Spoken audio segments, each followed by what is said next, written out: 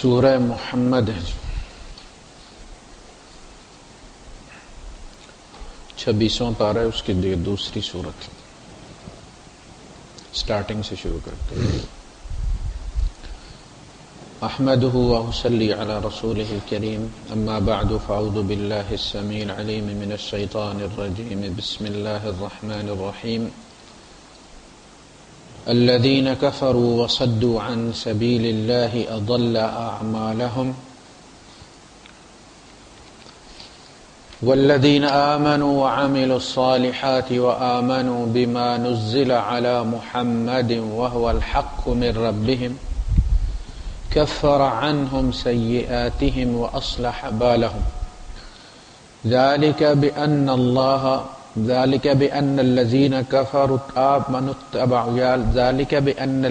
كفروا اتبعوا الباطل وأن الذين آمنوا اتبعوا الحق من ربهم كذلك يضرب الله للناس أمثالهم فإذا لقيتم الذين كفروا فضرب الرقاب حتى إذا أثخنتموهم فشدوا الوثاق فإما منا بعد وإما فداء حتى تضع الحرب أوزارها ذلك ولو يشاء الله لانتصر منهم ولكن ليبلو بعضكم لبعض والذين قتلوا في سبيل الله فلن يضل أعمالهم سيهديهم ويصلح بالهم ويدخلهم الجنة عرفها لهم صدق الله العظيم رب اشرح لي صدري ويسر لي امري واحلل عقدة من لساني يفقهوا قولي آمین یا رب العالمین۔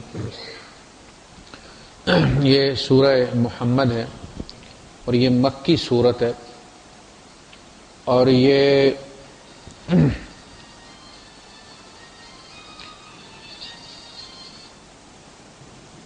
مدنی سورت ہے۔ اس میں جنگ کے احکام بیان کیے گئے، جب قیدی بنا لیے جائیں تو ان کی کس طرح سے ان کو بیہیو کرنا ہے، اور چونکہ یہاں پہ یہود اور نصارہ بھی موجود تھے تو ان کو بھی جس کو کہتے ہیں کہ آن بورڈ لے لیا گیا، اس میں ان سے متعلق بھی گفتگو ہے، بلکہ سٹارٹنگ میں ہی ان کا رد کیا گیا۔ ارشاد فرمایا الذین کفروا وصدوا عن سبیل اللہ، جن لوگوں نے کفر کیا اور اللہ کی راہ سے روکا، اضل اعمالہم، ان کے اعمال ضائع ہو گئے۔ الذین کفروا، جنہوں نے کفر کیا عملا، وصدوا عن سبیل اللہ، اور اللہ کی راہ سے روکا، عملا بھی روکا یعنی فزیکل انہوں نے کوشش کی کہ جہاں ان کا اثر و رسوخ استعمال ہو سکتا ہے انہیں مسلمان ہونے سے روکیں، اور دوسرا یہ کہ جب عملی طور پہ وہ خود مومن نہیں ہوئے تو یہ بھی روکنے کی ایک نفسیاتی صورت ہے کہ جو لوگ بھی ان کے زیر اثر ہیں، جب وہ دیکھیں گے کہ بھئی ہمارے سردار نہیں مسلمان ہوئے تو پھر وہ بھی مسلمان نہیں ہوں گے۔ تو یہ اسی طرح جیسے عمر فاروق رضی اللہ تعالیٰ نے کسی بندے کو تحفہ دیا ایک اونٹ، اور پھر انہوں نے دیکھا کہ اس بندے نے اس اونٹ کو سنبھالا نہیں، اس کی بری حالت ہوئی تھی، تو انہیں ترس آیا اس اونٹ کا کہ میں نے تو اس کو بڑے اچھے طرح سے رکھا ہوا تھا اور اس نے تو اس کا کھانا خراب کیا، اس کو تو فری میں ملا تھا۔ تو انہوں نے حضور سے مشورہ لیا کہ اللہ کے رسول، میں نے فلاں آدمی کو ہدیے میں اونٹ دیا تھا مگر اس نے تو اس کا ناس نکال کے رکھ دیا، اب میں یہ چاہتا ہوں کہ میں اس سے واپس خرید لوں، یعنی واپس مانگوں نہیں کہ مجھے، بلکہ اسے کہوں گا یا تم پیسے لے لو اس کی جو قیمت ہے اور یہ مجھے واپس کر دو۔ تو اللہ کے رسول صلی اللہ علیہ وسلم نے فرمایا عمر چھوڑ دو اس کو، یعنی جب تم پیسے سے مانگو گے تو پھر پیسے نہیں لے گا نا، وہ تو کہے گا یار میں کیسا یہ شرافت ہے کہ اس آدمی نے مجھے ہدیہ دی اور میں پیسے میں اس کو واپس کروں، تو وہ شرمندہ ہو جائے گا اور پھر ہو سکتا ہے وہ تمہیں ویسے ہی لوٹا دے۔ تو آپ نے ایک مثال دی، آپ نے فرمایا کہ عمر جو ہدیہ دے کے واپس لیتا ہے اس کی مثال اس کتے کی سی ہے جو کہہ کر کے چاٹ لیتا ہے، یعنی یہ بڑی سخت وعید ہے اور ایک اصولی بات ہے کہ آپ نے اگر ایک چیز دے دی ہے کسی کو ہدیہ تو پھر اب اس کا پیچھا چھوڑ ہی دیں، آپ کو کریدنا اور اس طرح سے کرنا۔ تو یہ اثر و رسوخ جو ہے نا، یہ ایک انویزیبل چیز ہوتی ہے جو نفسیات پر اثر کرتے. تو انہوں ایک بندے کا مسلمان نہ ہونا بھی اصلاً دوسروں کو روکتا ہے. یعنی باپ نہیں مسلمان ہوا تو بیٹے ظاہر ان کا اثر و رسوخ ہے. جن لوگوں کو وہ فیڈ کرتا ہے وہ بھی کہیں گے جب وہ نہیں ہوا تو ہم کیسے ہوں.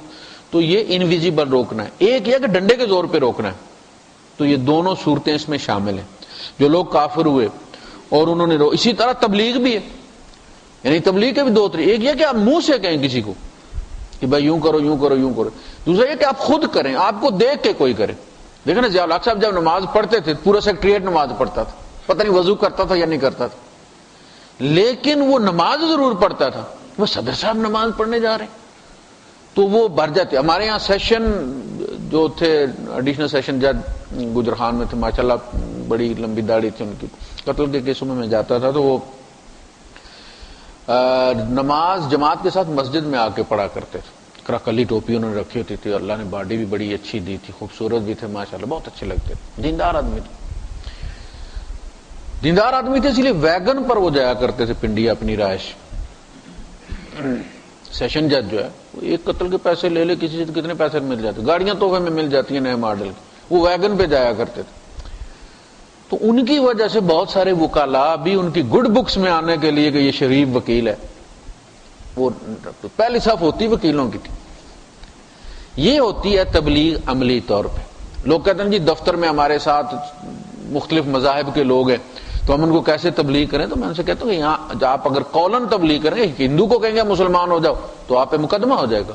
اس نے کمپلین کر دی, مجھے انسسٹ کر لیا مسلمان ہونے کے لیے, 6 مہینے سزا اس کی. یہاں پر آپ اپنے عمل ایسا رکھیں کہ وہ آپ کی منتیں کریں گے, مجھے طریقہ بتاؤ یار تم اتنے شریف آدمی ہو کیسے گئے ہو, کس چکی کا آٹا کھاتے ہو. یہ ہے عملی, یعنی تبلیغ بھی عملی یہ ہے کہ آپ اپنے عمل سے پہنچائیں, قول سے پہنچائیں. نبی کریم صلی اللہ علیہ وسلم دونوں چیزوں سے پہنچایا, قولن بھی تبلیغ کی ہے, عملن بھی کی ہے. جو دوسروں کو کہا ہے پہلے خود کیا ہے. صالح علیہ السلام نے اپنی قوم سے, شعیب علیہ السلام نے اپنی قوم سے یہی کہا کہ میں تمہیں اس چیز کی نصیحت نہیں کرتا جو میں خود نہیں کر سکتا. میں جو خود کر سکتا ہوں اور کرتا ہوں میں تمہیں اسی کا کہتا ہوں. اگر میں تمہیں کہتا ہوں خود نہیں کرتا ہوں, انگلی اٹھا دو گے, تم ہمیں یوں کہتے اور خود کرتے نہیں. میں وہ چیز تمہیں نہیں کہتا جس پہ میں خود عمل نہیں کر سکتا. کر سکتا ہوں تو میں تمہیں کہتا ہوں کہ یہ قابل عمل ہے. اسی لیے نبی کو انسانوں میں سے چنا جاتا ہے کہ وہ ہر چیز محسوس کرتا ہے. بھوک بھی محسوس کرتا ہے, پیٹ پہ پتھر باندھتا ہے, پتھر لگتا ہے تو درد ہوتا ہے, بچھو کاٹتا ہے تو درد ہوتا ہے, اولاد مرتی ہے تو روتا ہے غم میں, ساری مصیبتیں آتی ہیں, رشتے ناتے ہیں ان, لیکن اس کے باوجود وہ سب تکلیفیں برداشت کرتا ہے. بیٹیوں کو طلاقیں دے دی جاتی ہیں بلیک میلنگ میں. ہمارے یہاں سب سے بڑی مذہب یہی ہوتی ہے نا, بلیک میلنگ. 2 بیٹیوں کو اس نے آ کے منہ پہ تھوکا بھی اور طلاق بھی دے کے گیا, ابو لہب کا بیٹا. تو اصلاً جو نبی کریم صلی اللہ علیہ وسلم نے تبلیغ کی ہے وہ منہ سے بھی کی ہے, قولن بھی کی ہے اور عملن بھی کی. اگر عمل تمہارا خراب ہے, اور یہ بیماری کس میں تھی, علماء بنی اسرائیل میں, مومنوں سے یہ کہا گیا یا ایھا الذین آمنوا لما تقولون ما لا تفعلون, اے ایمان والو وہ بات کہتے کیوں جو تم خود نہیں کرتے. کابر مقتا عند اللہ ان تقولوا ما لا تعلمون, اللہ کے نزدیک یہ بڑی بیزارگی کی بات, انتہائی ناپسندیدہ بات ہے کہ تم وہ کہو جو تم خود نہیں کرتے. شعراء پر اللہ پاک نے جو چارج شیٹ لگائی ہے کہ یہ بڑے بودے لوگ ہیں, ایسے ہی تارے آسمان سے توڑ کے لانے کے دعوے کرتے رہتے.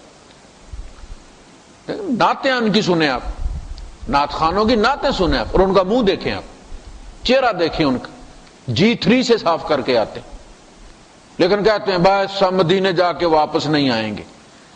اور کرتے بھی اسی طرح, عمرے پہ جاتے ہیں اور پھر بھاگ جاتے ہیں, ہم جا کے مدینہ پھر واپس نہیں آئیں گے.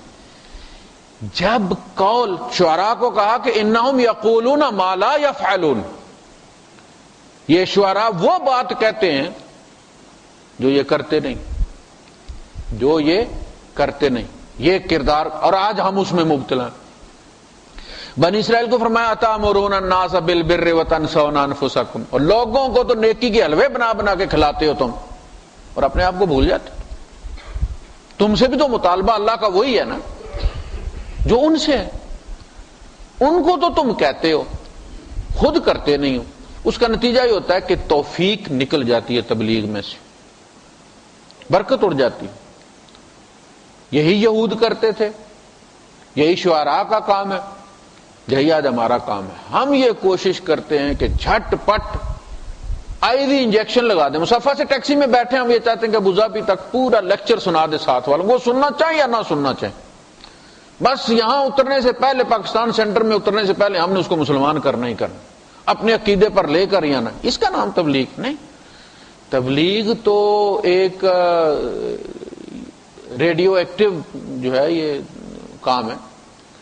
اس سے سب سے پہلے آپ کی اولاد متاثر ہوتی ہے، آپ کا پڑوس متاثر ہوتا ہے، آپ کے رشتے دار، ایسے کر کے ریڈیشن اس کی پھیلتی چلی جاتی.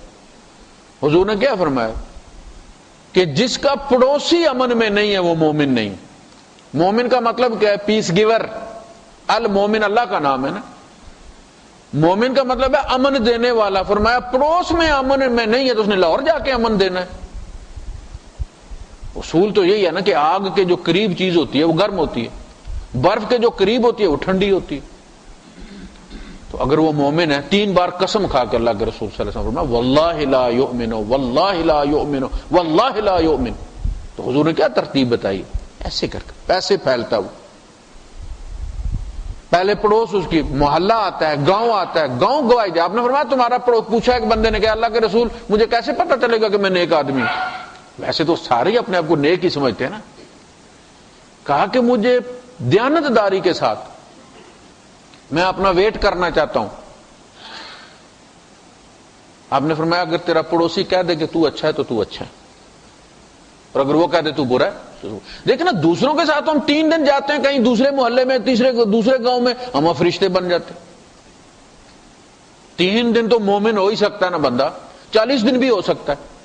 بیڑا غر تو پڑوس والوں کا جن کا میں نے دیوار دبائی ہوئی ہے، جن کو رات دن سونے نہیں دیتا، جن کا پانی میں نے بند کیا ہوا، جن کی کنڈی ڈال کے بجلی لی ہوئی ہے میں نے. مسئلہ تو یہ ہے کہ وہ جو ہر وقت میرے ساتھ رہتے گواہ تو وہ ہے نا. تبلیغ 2 چیزوں سے ہوتی، قولاً اور عملاً. جو کہو وہ پہلے خود کرو. آپ دیکھیں اس کو کہتے ہیں کہ وہ لطف الرحمان خان صاحب نے یہ کام کرتے تھے لائف انشورنس میں، اسٹیٹ لائف میں، بہت پرانے اس کے بنانے والوں لوگوں میں سے وہ لطف الرحمان خان صاحب. بعد میں قرآن کالج یہ پرنسپل بنے تھے لاہور میں، ڈاکٹر اسرار صاحب کے. انہوں نے کتاب لکھی ہے تبلیغ اور سیلز مین شپ. چھوٹا سا کتابچہ ہے. انہوں نے اپنی زندگی کا نچوڑ لکھا ہے کہ ہمیں کیسے ٹریننگ دی جاتی ہے، کیسے گاہک کو کنونس کرنا ہے، کیا کرنا ہے، گاہک کے اندر کون کون سی مصیبتیں ہوتی ہیں. وہ ملنا نہیں چاہتا، وہ خلوص دل سے ملنا چاہتا ہے، لیکن اس کے اندر وہ میٹنگ ریلیکٹنس ہوتی ہے. وہ قدرتاً کچھ لوگ شائنس ان میں ہوتا ہے، وہ ملاقات نہیں کرنا چاہتے. تو وہ بڑا کچھ انہوں نے لکھا ہے. تو یہ ایک سیلز مین شپ ہے تبلیغ. پہلے آپ عمل کریں گے تو دوسرا انسپائر ہوگا.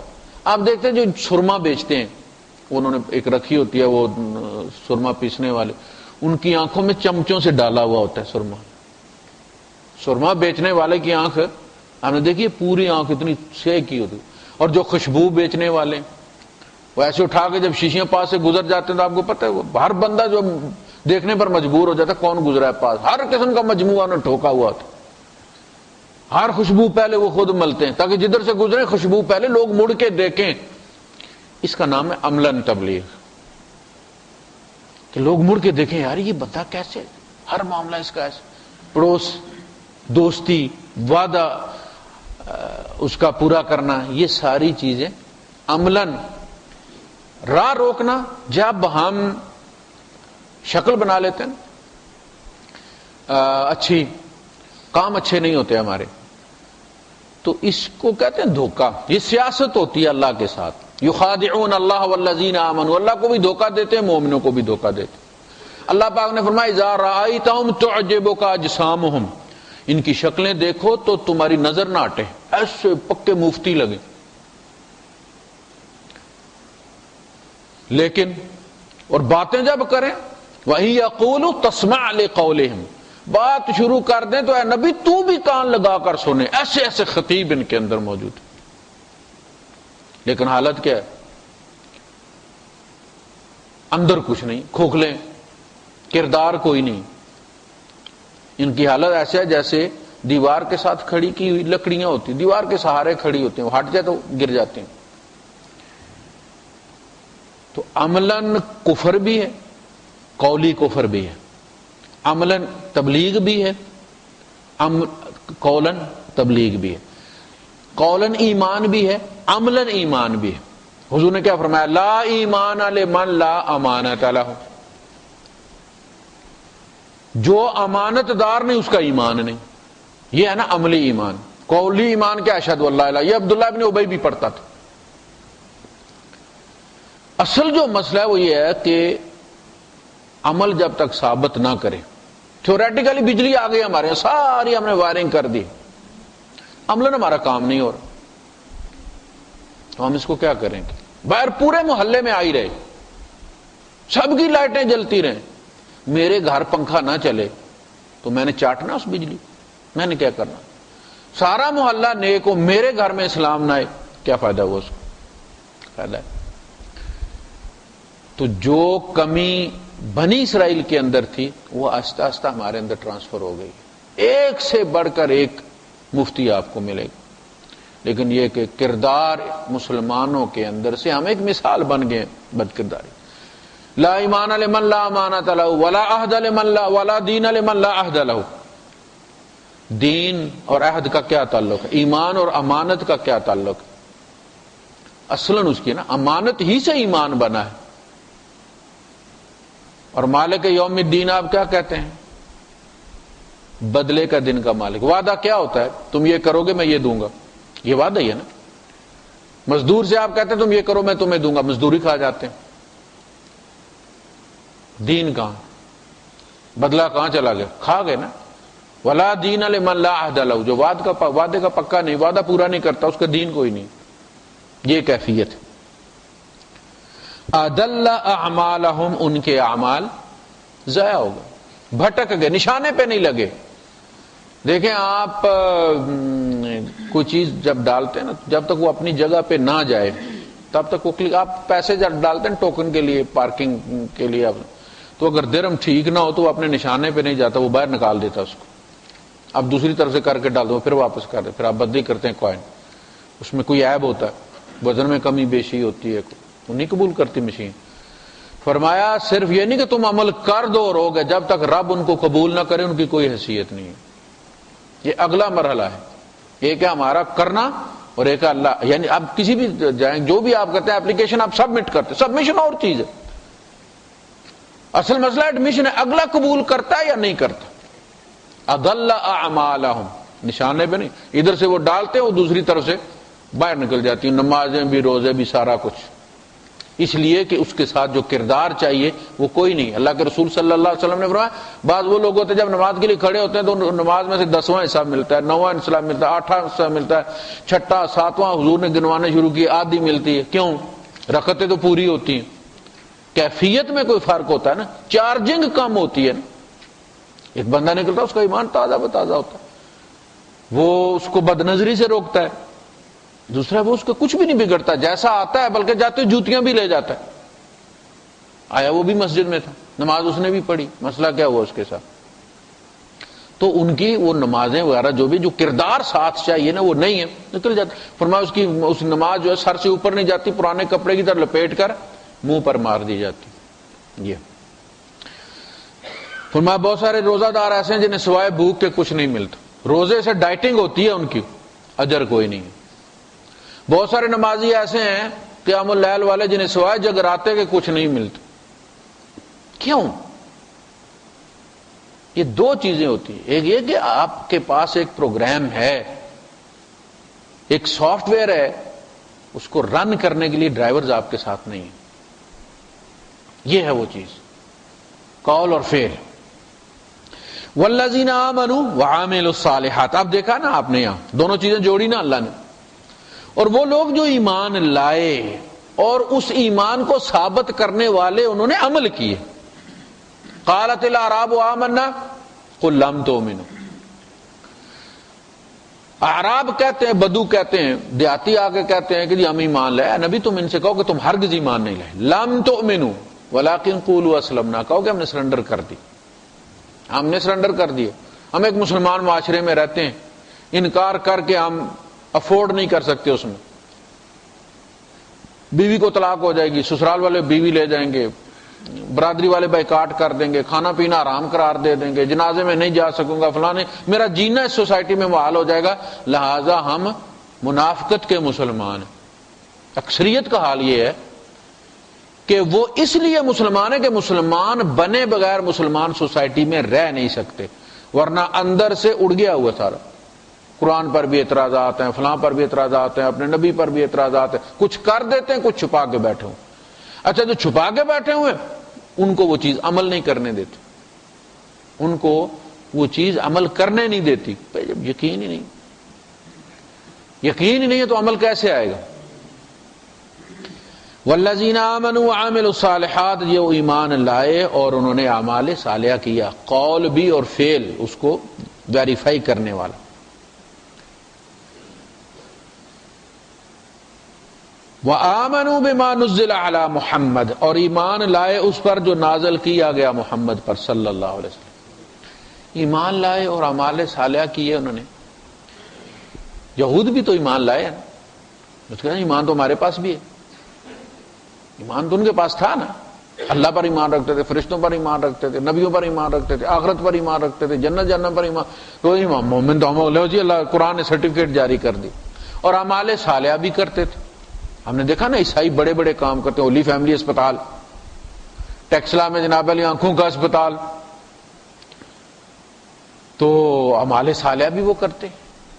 لو جی ہم تو جنت میں گئے. فرمایا نہیں، اگلی بات بھی کہ جب تک وہ جو محمد پر نازل ہوا اس پر ایمان نہیں لاؤ گے، ایمان والے تسلیم نہیں کیے جاؤ گے. وَهُوَ الْحَقُّ مِن رَبِّهِمْ، اور وہ ان کے رب کی طرف سے حق ہے. کفر عنہم سیئاتہم، ان سے ہٹا دیں گے ہم خطائیں ان کی، غلطیاں ان کی. سیئات یعنی جب ایمان لائیں گے تو جو کمی بیشی ہوگی سابقہ ان کے فائلوں میں وہ ہم صاف کر دیں گے، معاف کر دیں گے. وَأَصْلَحَ بَالَهُمْ، اور ان کے حالات درست کر دیں گے، ان کے معاملات درست کر دیں گے، نیکی کی توفیق دیں گے ہم ان کو. اس لیے کہ نیکی اصل میں نیکی کو پروموٹ کرتی ہے، نیکی کی مدد کرتی ہے. دیکھیں آپ 3 درم کی پارکنگ ٹکٹ ہے نا، اگر آپ نے 1 درم ڈالا تو وہ کہے گا اب 2 درم باقی رہتے. آپ جب دوسرا ڈالیں گے تو وہ پہلا 1 درم سپورٹ کرے گا، اس کو سپورٹ کر رہا ہے نا، تب 2 تسلیم کیے گئے ہیں، پھر کہے گا 1 رہ گیا. وہ پہلے 2 اس کو سپورٹ کر رہے ہیں، اس میں پلس ہو رہے ہیں، تو وہ کہتا ہے اب 1 درم چاہیے. 1 درم آپ نے دیا، اب آپ اوکے کر سکتے ہیں کہ جی 1 گھنٹے کے لیے ہم نے یہ چاہیے. جب آپ نیکی کرتے ہیں تو وہ نیکی آپ کو اگلے درجے میں لے جانے کے لیے، اس کے بعد والی نیکی کے لیے سیڑھی کا کام کرتی ہے. ذالک بان الذین کفروا، یہ اس لیے کہ وہ لوگ جو کافر ہیں، یہود میں سے ہیں، نصارہ میں سے ہیں، یا مکے والوں میں سے،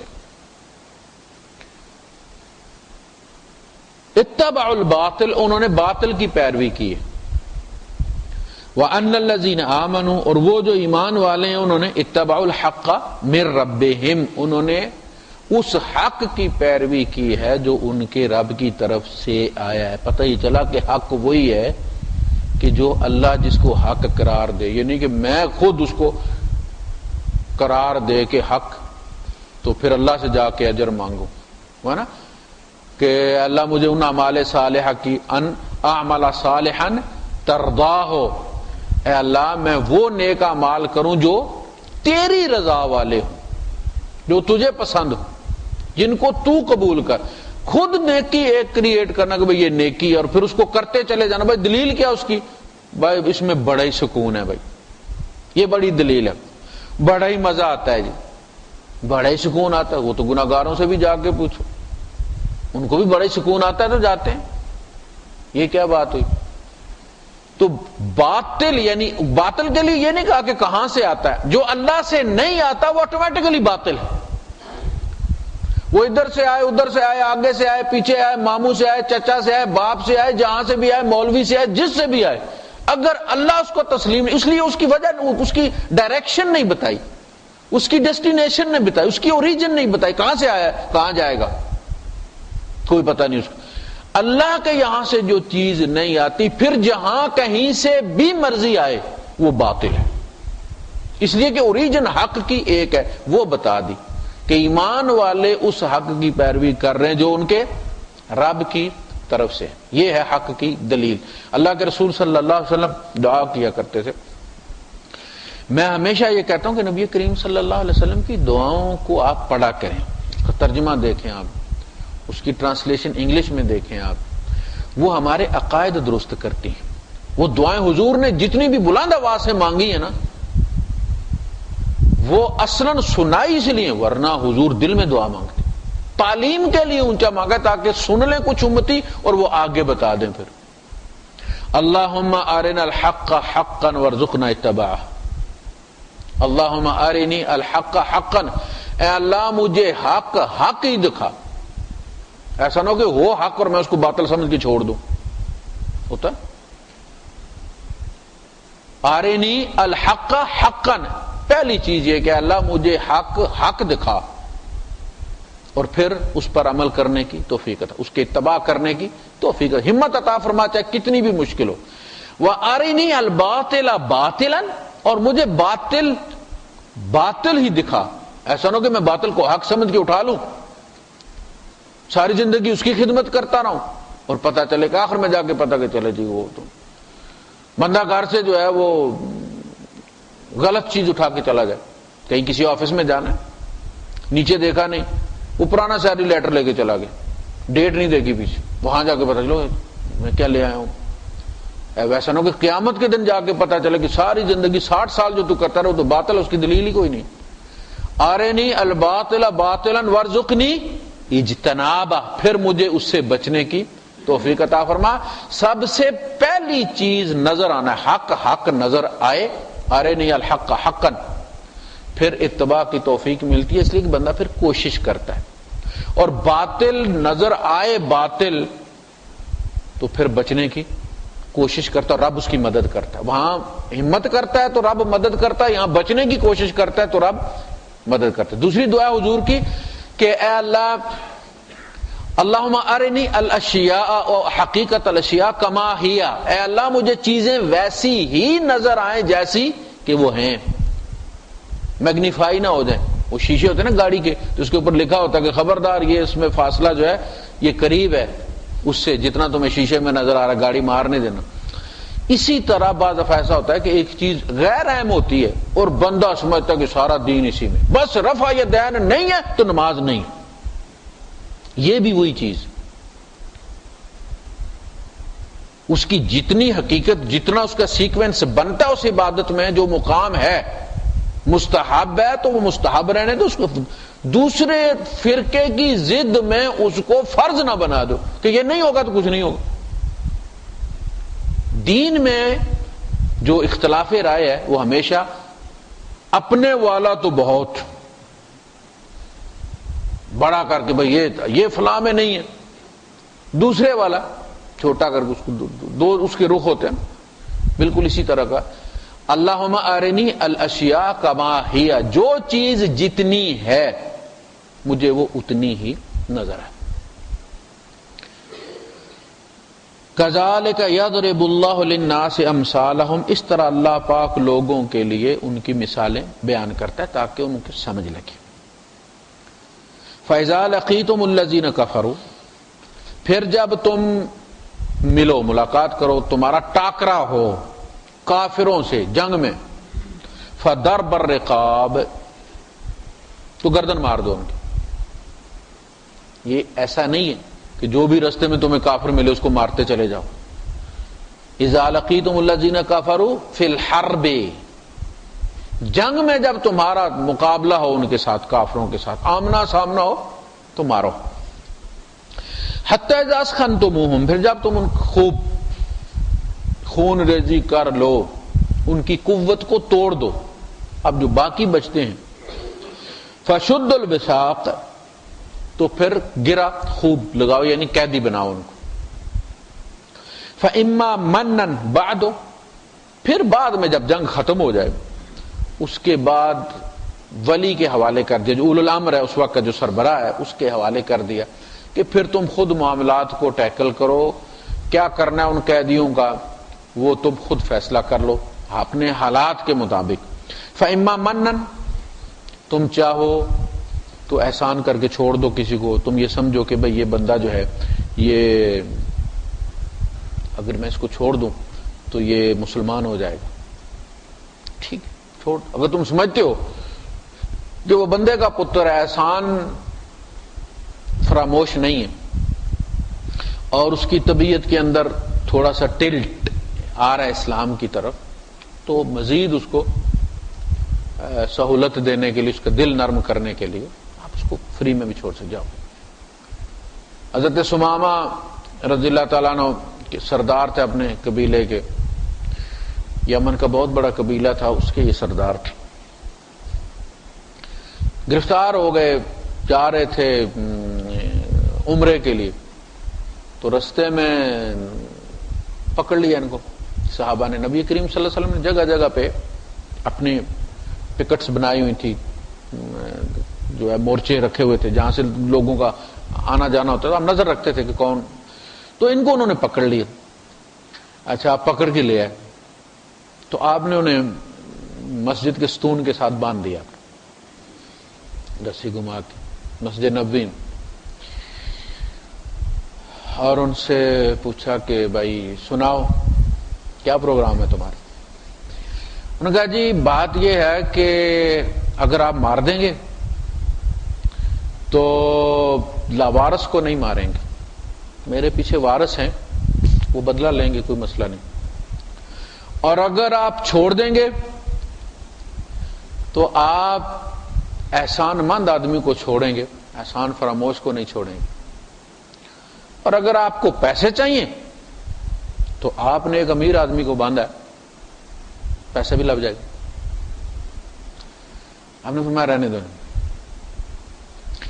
باندھ دیا، باندھ دیا سے مراد اس طرح نہیں باندھ دیا کہ وہ بس وہ ہاتھ باندھ کے ان کو رکھا بھاگ نہ جائے، یہ وہاں بندے کھانا ان کو دیا جاتا رہا، بلکہ کھانا چونکہ سردار تھے تو ان کو کھانا حضور نے اسپیشلی کہا کہ ان کو اچھا کھانا دینا ہے، یعنی جو اس کا اپنا مزاج ہے اس کے مطابق کھانا دینا، اچھی خدمت کی، چھوڑ دیا۔ اچھا حضور نماز پڑھی، یہ عرب تھے، یمن کے قبیلے کے سردار، اصلی عرب جو ہے وہ یمن والے، تو قرآن سن رہے ہیں اب یہ، اور پھر حضور جو صحابہ سے بات چیت کرتے ہیں، باڈی لینگویج دیکھ رہے ہیں حضور کی بھی صحابہ کی بھی، آپس میں ان کا پیار محبت بھی۔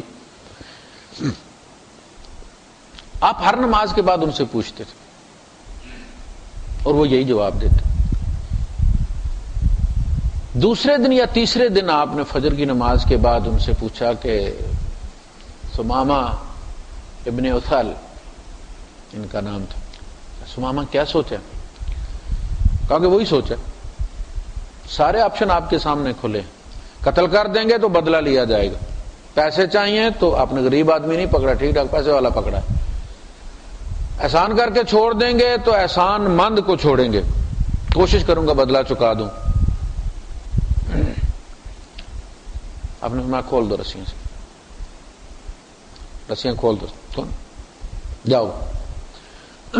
چلے گئے، نبی کریم صلی اللہ علیہ وسلم نماز کے بعد بیٹھ گیا، خوابوں کی تعبیر بتاتے تھے، مسائل لوگوں کے سنتے تھے۔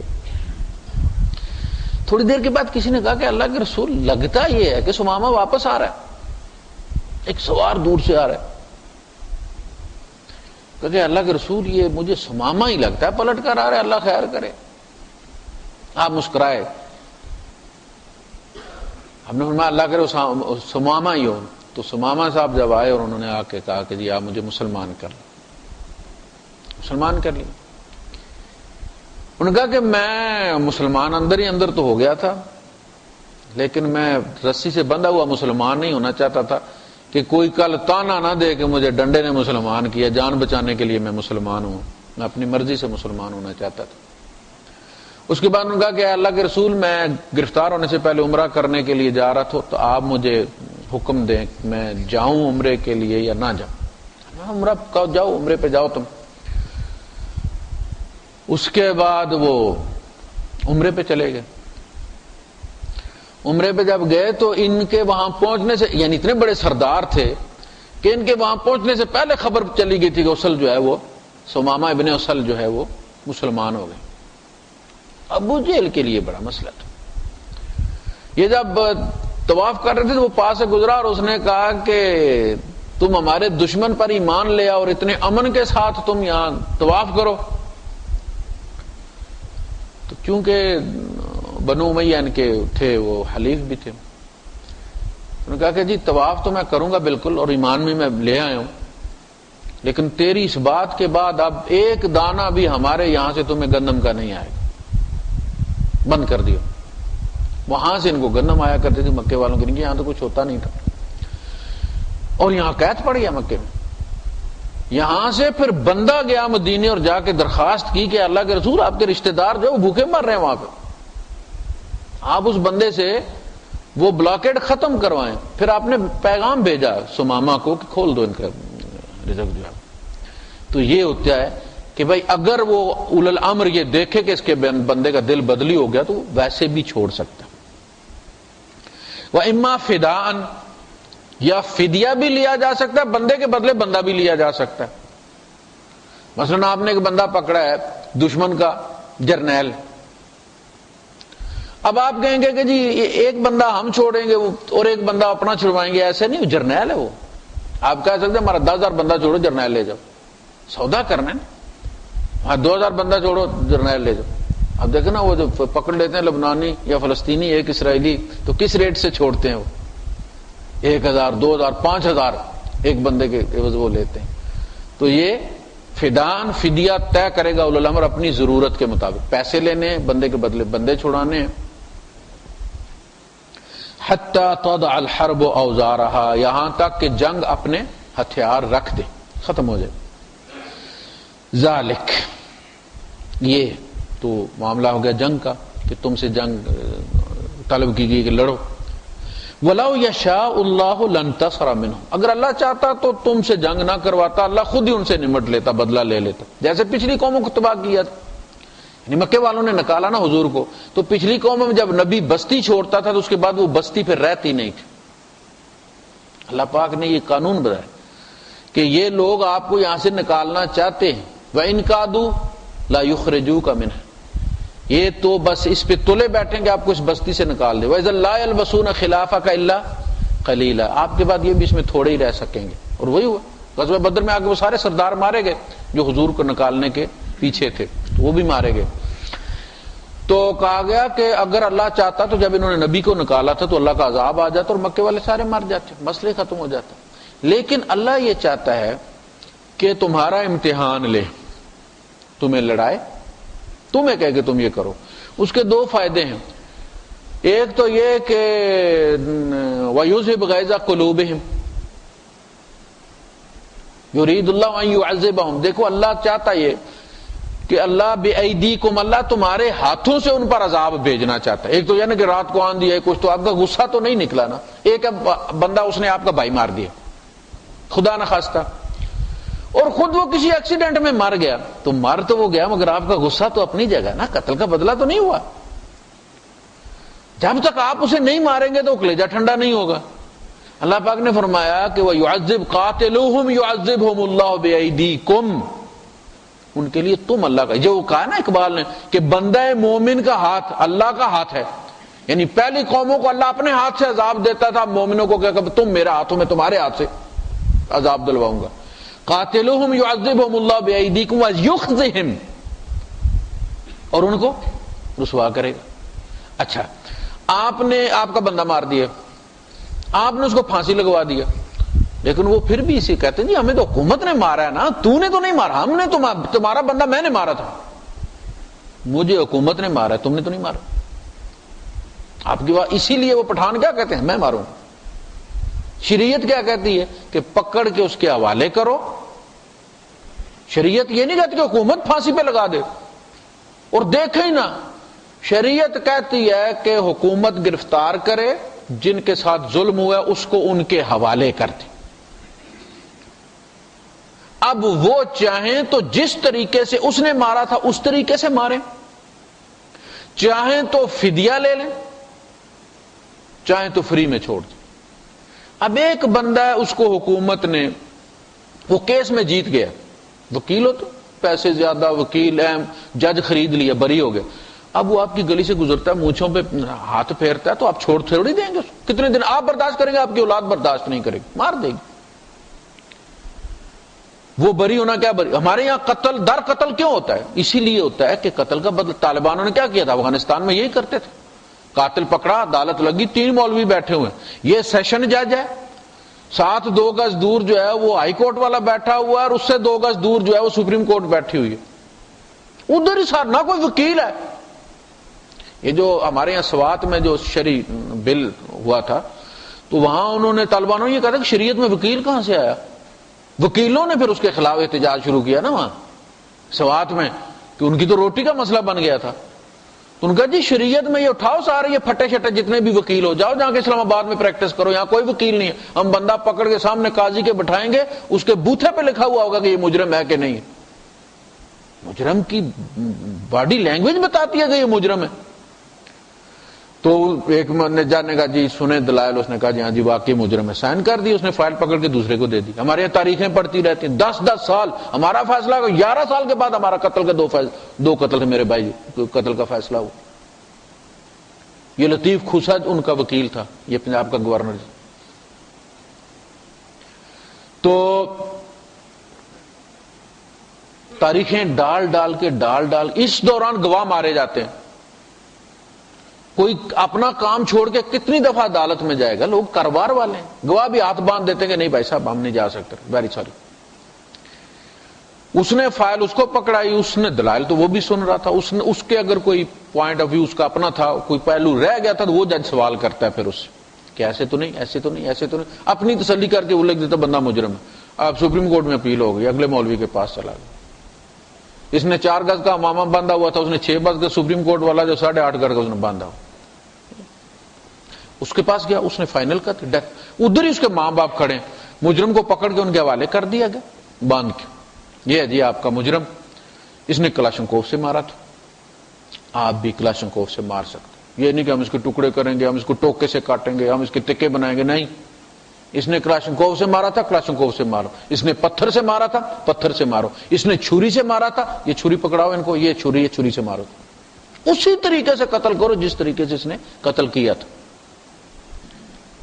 اب جب وہ بندہ ہاتھ باندھ کے موت کے لیے ان کے حوالے کر دیا جاتا ہے اور اس کی ماں ان کے پاؤں پکڑ رہی ہے، تو کیا کیفیت بنی ہوئی ہے وہاں پہ؟ جذباتی کیفیت کیا بنی ہوئی ہے؟ اب جب وہ چھوڑیں گے اس کو تو ساری زندگی ان کے آگے وہ نظر اٹھا سکے گا؟ اسے پتہ ہے کہ انہوں نے مجھے دوبارہ زندگی دی ہے، میری ماں نے دوپٹہ ان کے قدموں میں ڈالا تھا، میں اس کے صدمے چھوڑا ہوں، وہ نہیں میں فلاں وکیل نے چھڑا لیا تھا، مجھے سپریم کورٹ نے بری کر دیا تھا۔ آپ کا کلیجہ بھی ٹھنڈا ہو گیا اس کو ذلیل دیکھ کر، اور آپ کے اندر، آپ انسان ہیں، ہمارا بھائی تو واپس آئے گا نہیں، تو چلو یہ رو رہے ہیں، یہ کر رہے ہیں، اس بڑھیا کی خاطر، اس کی خاطر، ایک کیفیت بنی ہوئی ہوتی ہے۔ وہ مولوی بھی یہی کہتے ہیں کہ چھوڑ دو گے تو اللہ پاک اس کا اجر تمہیں عطا کریں گے، ایک جان زندہ کرنے کا اجر ملے گا تمہیں، اور وہ سارا کا کچھ یہ کہتے ہیں کہ قرآن حفظ کرو گے تو میں چھوڑوں گا تمہیں، اور یہ اس وقت جو کیفیت ہوتی ہے، آپ جب چھوڑتے ہیں تو آپ کا کلیجہ ٹھنڈا ہو جاتا ہے، وہ جو آگ ہے وہ بجھ جاتی، پھر چھوڑتے ہیں آپ، لہذا آگے سلسلہ چلتا نہیں۔ یہ کام ہے شریعت کا کہ پکڑ کے، اور طالبان یہی کرتے باقاعدہ۔ اسی لیے وہاں اسلحہ انہوں نے کیوں لیا تھا؟ اس لیے لیا تھا اور لوگوں نے آسانی سے دے دیا تھا کہ لوگوں کے مسائل ختم ہو گئے تھے، قاتل کو سزا ملتی تھی، اب انہیں قتل کرنے کی ضرورت نہیں تھی، انہیں تحفظ فراہم ہوتا تھا۔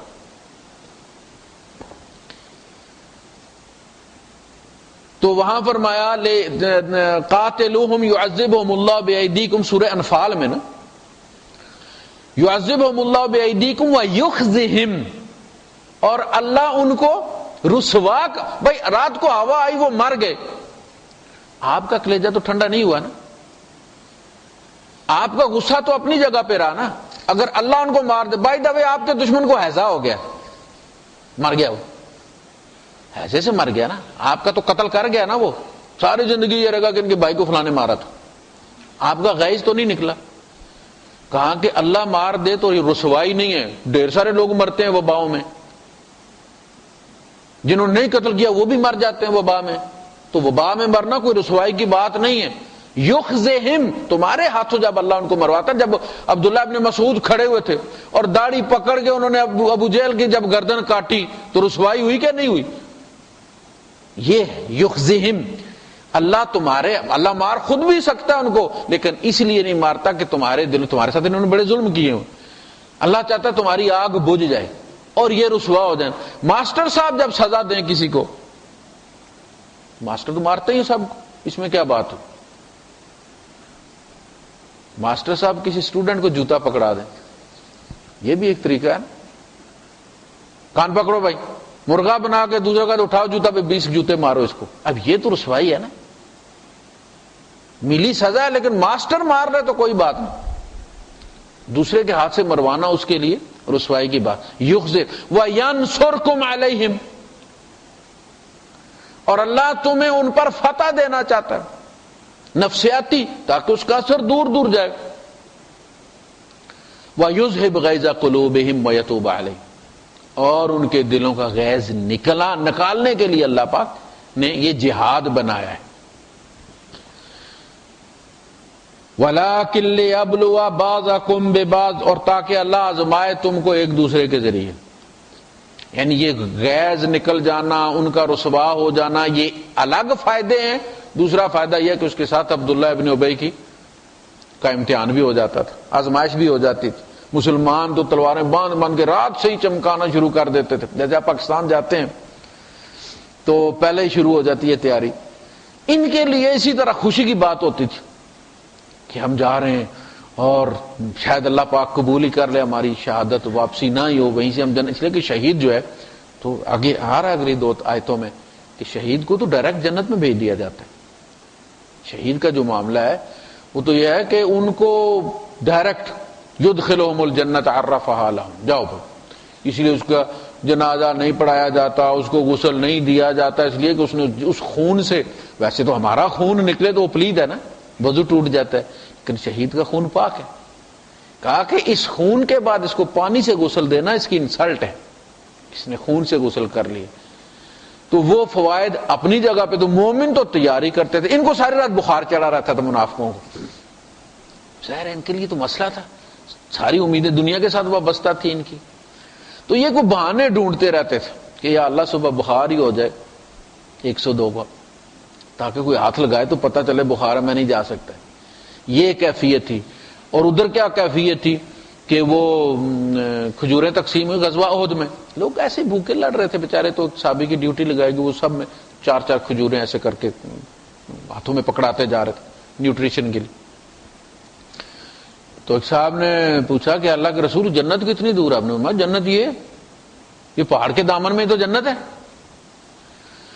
انہوں نے کہا کہ مجھے جنت کی خوشبو آ رہی ہے، اور اللہ کی قسم اگر میں یہ کھجوریں کھانے تک زندہ رہا تو بہت دیر کر دی.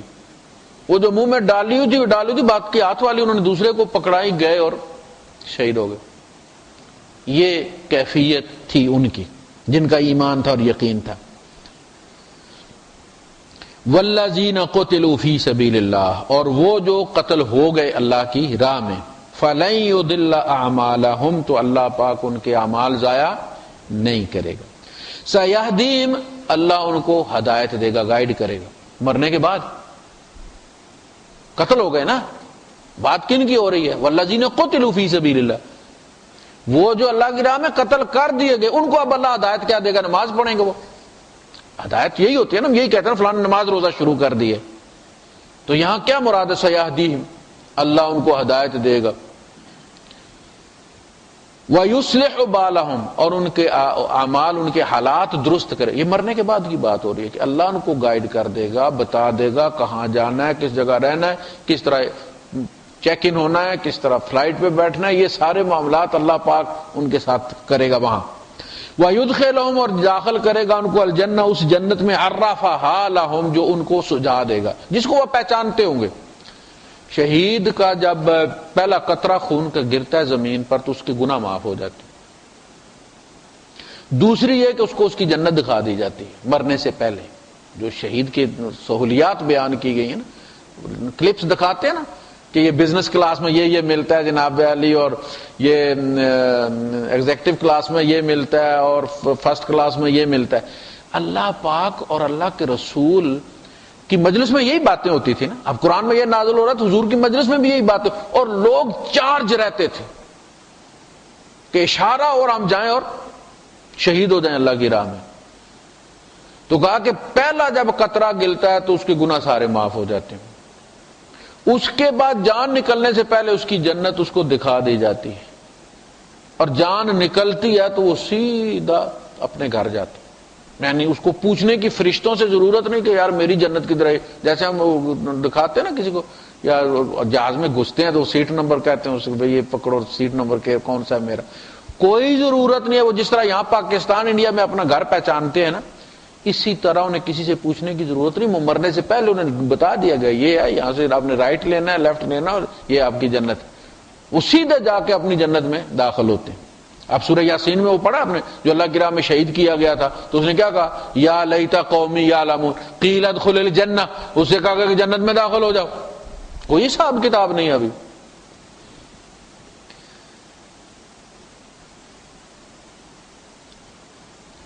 وَيُدْخِلُهُمُ الْجَنَّةَ عَرَّفَهَا لَهُمْ يَا أَيُّهَا الَّذِينَ آمَنُوا، اے ایمان والو۔ یہ اصل میں جو تخاطب ہے نا، یہ تخاطب قرب کو بیان کرتا ہے۔ یا بنی آدم، یا بنی اسرائیل، یا ایھا الذین آمنوا۔ جب اللہ پاک فرماتے ہیں نا یا بنی آدم، تو اس کا مطلب یہ ہوتا ہے کہ وہ نعمت اللہ پاک یاد کروانا چاہتا ہے۔ دیکھو تمہارا باپ کون تھا، اس کے ساتھ میں نے کیا کیا، کس طرح احسان کیا، سجدہ کروایا میں نے فرشتوں سے، تم اس کا ڈبونے جا رہے ہو، نام ان کا ڈبونے جا رہے ہو۔ یا بنی اسرائیل، اسر کہتے ہیں غلام کو، اسی سے بنا لفظ اسیر عربی میں۔ عربی اور عبرانی ملتے جلتے الفاظ، ایسے ہی جیسے مردان کی پشتو اور سوات کی پشتوں میں فرق ہے۔ دل راشا، دیکھو راشا، دلتا راشا، عبرانی اور یہ بالکل ملتی جلتی ہے، تھوڑے سے الفاظ کا فرق ہے۔ اللہ ایل، وہ ایل کہتے ہیں اللہ کو، عربی میں اللہ ہے۔ اسر کا مطلب ہے غلام، عبد، اور ایل اللہ کا عبداللہ، عبداللہ اللہ کا غلام، اسرائیل، یا بنی اسرائیل، اے بنی اسرائیل، اے اولاد اسرائیل۔ اور تمہارا باپ دیکھو، اس کا لقب دیکھو کیا تھا، اور اپنے کرتوت دیکھو، تم کیا کرنے جا رہے ہو، تم کیا کر رہے ہو۔ انہیں فوراً جوڑ دیا جاتا اس کے پیچھے، جیسے کو ادھر آؤ قاری صاحب کے، مولوی صاحب کے بیٹے ادھر آؤ، یا اخت ہارون۔ سورہ مریم میں حضرت مریم علیہ السلام کی قوم نے انہیں کیا تانا دیا تھا، یا اخت ہارون، اے ہارون کی بہن، تو دیکھ تو صحیح تو بہن کس کی ہے۔ ما کان ابوک امرأ سوء، تیرا باپ بھی برا بندہ نہیں تھا، وما کانت امک بغیہ، تیری ماں بھی بدکار نہیں تھی، اور تیرا بھائی کیا بھائی تھا، اور تو کیا چند چڑھا کے لائی۔ یا مریم، یا اخت ہارون، ما کان ابوک امرأ سوء وما کانت امک بغیہ فاشارت الیہ۔ اللہ نے کہہ دیا تھا تو نے بات نہیں کرنی، تو انہوں نے کہا جی اس سے پوچھو، یہی صاحب بتائیں گے آپ کو کیسے آئے، کہاں سے آئے۔ قال انی عبد، انہوں نے کہا اس سے کیسے بات کریں، یہ پنگوڑے میں، جھولی میں یہ۔ تو عرض کرنے کا مقصد یہ ہے کہ یہ جو تخاطب ہے نا، اے وہ لوگ، اے ایمان والو، تو کہا کہ یہ کیسے ایمان والے ہو تم، اور ایک تم اللہ پہ ایمان بھی رکھتے ہو، اس کی باتیں تمہیں کڑوی بھی لگتی، سننا بھی نہیں چاہتے، تمہارا دل ہی نہیں کرتا اس کی بات سننے پر، یہ ایمان ہے۔ یا ایھا الذین آمنوا، اے وہ لوگو جو ایمان لائے ہو، اب تم وکھری ٹائپ کے انسان بن گئے ہو۔ لا تکونوا کالذین اوتوا الکتاب من قبل، تم ان کی طرح مت ہو جاؤ جن کو پہلے کتاب دی گئی تھی اور پھر ان کے دل سخت ہو گئے۔ تم ایمان والے ہو، اپنے عمل سے شوق سے ثابت کرو۔ یا ایھا الذین آمنوا ان تنصروا اللہ، اگر تم اللہ کی مدد کرو گے نا، یعنی یہ سب سے حسن بصری، امام حسن بصری رحمۃ اللہ علیہ فرماتے ہیں کہ قرآن حکیم کے اندر سب سے زیادہ جو امید انرجیٹک اگر کوئی آیت ہے تو یہ ہے کہ اس میں سارا کچھ تمہارے ہاتھ میں اللہ نے دے دیا، ان تنصر اللہ ینصرکم، اگر تم اللہ کی مدد کرو گے تو اللہ یقیناً تمہاری مدد کرے گا. یعنی انیشیٹو کس نے لینا؟ اللہ نے نہیں کہ تم بیٹھے ہوئے ہو. کہا جب تم شروع کرو گے مدد شروع ہو جائے گی. یہاں نہیں، تم اللہ کے کام میں لگو گے نا، دین کے کام میں لگو گے تو اللہ کی مدد، اللہ یقیناً تمہاری مدد. ان تنصر اللہ ینصرکم، اللہ تمہاری مدد کرے گا. وَيُثَبِّتْ أَقْدَامَكُمْ، اور تمہارے قدم جما کے رکھے. میدان جنگ میں قدموں کا جم جانا سب سے بڑی مدد ہے اللہ پاک کی، اور قدم اکھڑ جانا سب سے بڑا وبال ہے. غزوہ بدر میں یہی ہوا تھا کہ اللہ پاک نے فرشتوں کو بھیجا. اذ اوحى ربک اذ یوحی ربک الی الملائکۃ انی معکم فثبتوا، میں بھی تمہارے ساتھ ہوں. فثبتوا الذین آمنوا، جاؤ اہل ایمان کو ثابت قدم رکھو. تو یہ ثابت قدمی، یہ ہے اصل فتح. اس ثابت قدمی میں جو مار پڑ رہی ہے، جو پہلوان مار کھانا جانتا ہے اور ٹکا ہوا ہے وہ جیت جاتا ہے، مارنے والا ہار جاتا ہے. اب دیکھیں نا، دنیا کی 27 تو صرف یہ نیٹو والی تھی نا، اس سے باہر کے ملا کے کوئی 47 ملک تھے آج ترلے کرنے جان چھڑانے کے لیے. ثابت قدمی نے شکست دی ہے نا انہیں. کس نے؟ ان سے زیادہ کوئی بہترین ہتھیار تو نہیں. ان کے پاس رات کو دیکھنے والے، ان کے پاس ایسے جو ہیٹ سینسر تھے، آلات، کہ پہاڑی کے اس طرف کتنے انسان ہیں، دل کتنے دھڑک رہے ہیں، وہ شو کرتے تھے ان کی اسکرین پہ. آپ پہاڑ کے پیچھے چھپے ہوئے ہیں، وہ اس طرف ہیں، ان کے پاس ایسا آلہ ہے کہ جو بتا رہا ہے کہ اس پہاڑی کی دوسری طرف 5 انسان ہیں، اتنے فاصلے پر ہیں، وہ دھڑکتے دل شو کرتے ہیں کہ وہ رات، نائٹ ویژن ان کے پاس، رات کو دیکھتے ہیں ایسے جیسے دن کو دیکھتا بندہ. پھر کیا ہوا؟ آج وہ منتیں کر رہے ہیں کہ ہمیں بھاگنے کا راستہ دو. ابھی جو آخری ملاقات ہوئی تھی ہمارے چیف کی، اس میں آخر صرف انہوں نے پاؤں نہیں پکڑے، باقی کوئی کسر چھوڑی نہیں انہوں نے، اور طے ہو گیا کہ ٹھیک ہم آپ کو بھاگنے کا راستہ دیں گے. یہ ہے ثابت قدمی. اگر تم اللہ کے کام میں لگ جاؤ گے اللہ تمہارے کام میں لگ جائے گا اور تمہارے قدم جما کے رکھے گا. وَيُثَبِّتْ أَقْدَامَكُمْ. صدق اللہ العظیم. آخر دعوانا الحمدللہ رب العالمین. باقی انشاءاللہ